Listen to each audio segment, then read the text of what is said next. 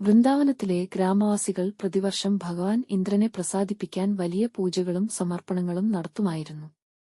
അവർ വിശ്വസിച്ചത് ഇന്ദ്രൻ കൃഷിക്ക് ആവശ്യമായ മഴ നൽകുന്നവനാണ്, അതിനാൽ അവനെ തൃപ്തിപ്പെടുത്തണം എന്നായിരുന്നു.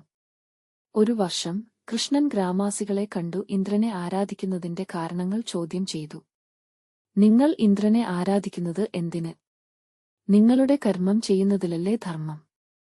കൃഷ്ണന്റെ ഉപദേശം സ്വീകരിച്ച് ഗ്രാമവാസികൾ ഇന്ദ്രൻ സമർപ്പണങ്ങൾ നിർത്തി കൃഷിയിൽ ശ്രദ്ധ കേന്ദ്രീകരിച്ചു. ഇന്ദ്രൻ അതിൽ കോപിച്ചു. വൃന്ദാവനത്തിൽ കനത്ത മഴയും വെള്ളപ്പൊക്കവും സൃഷ്ടിച്ചു. ഗ്രാമവാസികൾ ഭയന്നോടി കൃഷ്ണനെ സഹായം ചോദിച്ചു. കൃഷ്ണൻ ഗ്രാമവാസികളെ രക്ഷിക്കാൻ ഗോവർദ്ധന പർവ്വതം തന്റെ ചെറുവിരലിൽ ഉയർത്തി. ആ വലിയ പർവ്വതം ഒരു വലിയ കുടയായും താങ്ങായും ഗ്രാമവാസികൾക്കും കന്നുകാലികൾക്കും മഴയിൽ നിന്ന് ശരണം നൽകിക്കൊണ്ടിരുന്നു. 7 രാവുകളും 7 ദിവസങ്ങളും മഴ തുടർന്നു, പക്ഷേ ഒരു തുള്ളി വെള്ളവും ഗ്രാമവാസികളെ തൊട്ടില്ല. ഇത് കണ്ടപ്പോൾ ഇന്ദ്രൻ തന്റെ തെറ്റ് മനസ്സിലായി. കൃഷ്ണന്റെ മഹിമ തിരിച്ചറിയുകയും അഹങ്കാരം ഉപേക്ഷിക്കുകയും ചെയ്തു.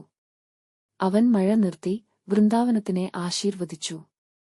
ഈ കഥയിലെ ഗുണപാഠം: നമ്മുടെ കർമ്മം ചെയ്യുന്നതും ശരിയായ വഴി പിന്തുടരുന്നതുമാണ് സത്യധർമ്മം.